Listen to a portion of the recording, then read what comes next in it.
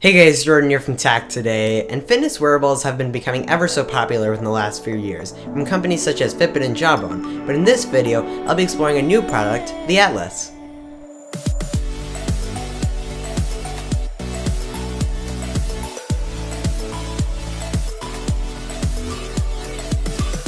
Now I pre-ordered this product about 2 years ago on Indiegogo for about $150, and it was supposed to be delivered last year, but due to many manufacturing delays, I just received it a couple weeks ago, which is a bit disappointing definitely, but I guess I was supposed to expect that considering things like this can happen when both software and hardware are supposed to be developed.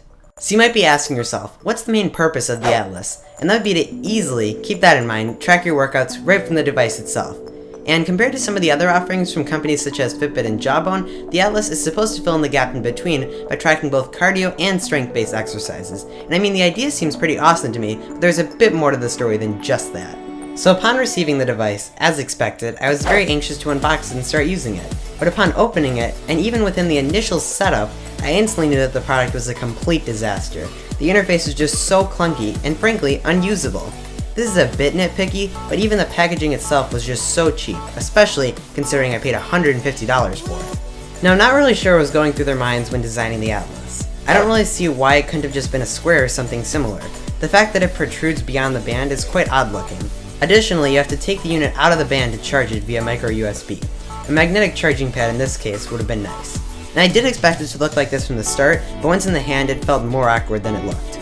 Throughout using the device, I found it to be too cumbersome to fit into my everyday activities, and especially impractical if you're serious about tracking your workouts. I just feel that anything that has to be manually entered takes away from the overall user experience.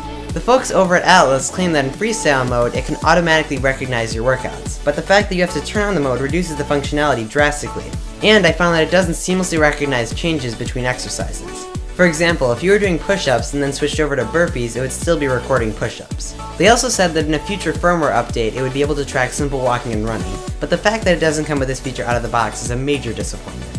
Overall, the app is one of the few advantages to this product. One of the cool things that you can do with it include being able to show what muscles you are working out. It can also track your repetition of exercises and build workout routines. So in the app department, I can give the Atlas 2 thumbs up. When it comes to battery life, the Atlas is intended to be used for 1-hour workout sessions each day of the week without being recharged. This too is another major disappointment of the product. So overall, the Atlas is a really cool concept, but the execution definitely could have been a lot better, especially for the current $250 price. And I waited almost 2 years for the product, but I personally would have waited a bit longer just for a more completed firmware and hardware experience for everyday use. So that's pretty much it. I hope you enjoyed the video, and drop me your comments below about the new Atlas. So thanks for watching, and see ya!